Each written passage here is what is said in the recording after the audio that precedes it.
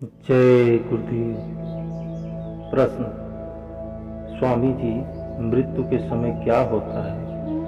स्वामी जी, सबको एक न एक दिन मरना है।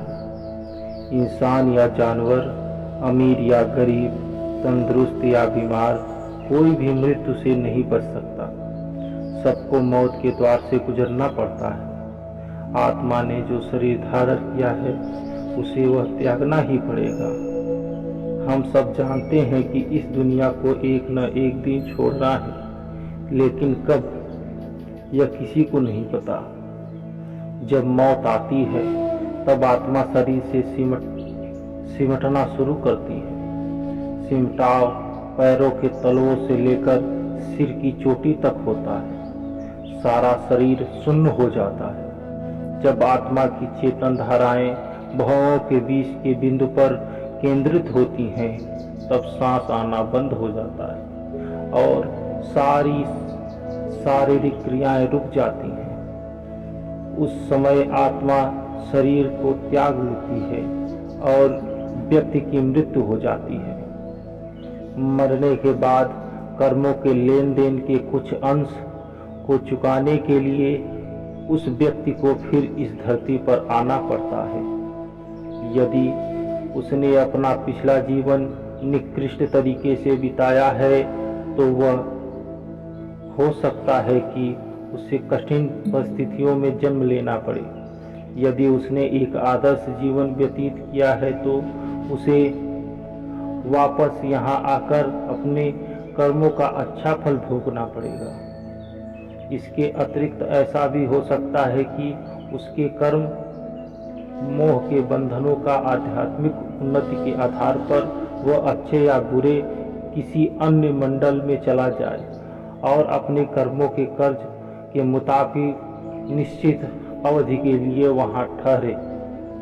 मृत्यु के बाद आत्मा के समक्ष यही संभावनाएं हैं। हर आत्मा को अगले जन्म में उतना ही प्राप्त होता है जितना उसने अर्जित किया है। उसे अपने कर्मों का फल निश्चित ही भोगना पड़ता है। यदि उसका मन मैला है, नकारात्मक प्रभाव से भरा है, तो उन प्रभावों को किसी न किसी तरह जड़ से उखाड़ना होगा। ऐसा कर लेने पर वह आत्मा ऊंचे मंडलों में बेहतर परिस्थितियों की ओर जाने के लिए स्वतंत्र हो जाती है। कुछ लोग इस बात पर विश्वास नहीं कर पाते कि मृत्यु के बाद भी जीवन है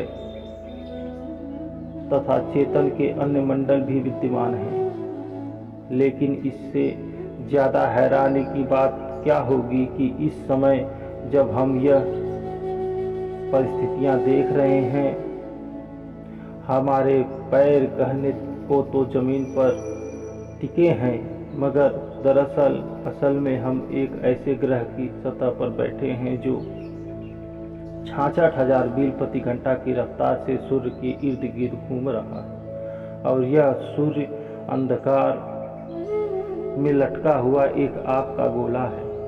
यह कोई कहानी नहीं बल्कि एक सत्य है। अगर हम इस बात को समझ लेते कि हम जिस तरह इस रचना में मौजूद हैं वही इतना विश्वसनीय है, तो क्या हम इस बात की संभावना पर गौर नहीं कर सकते कि मौत के बाद जीवन समाप्त नहीं होता और इस ब्रह्मांड में कई दूसरे मंडल का अस्तित्व भी है। जय गुरुदेव।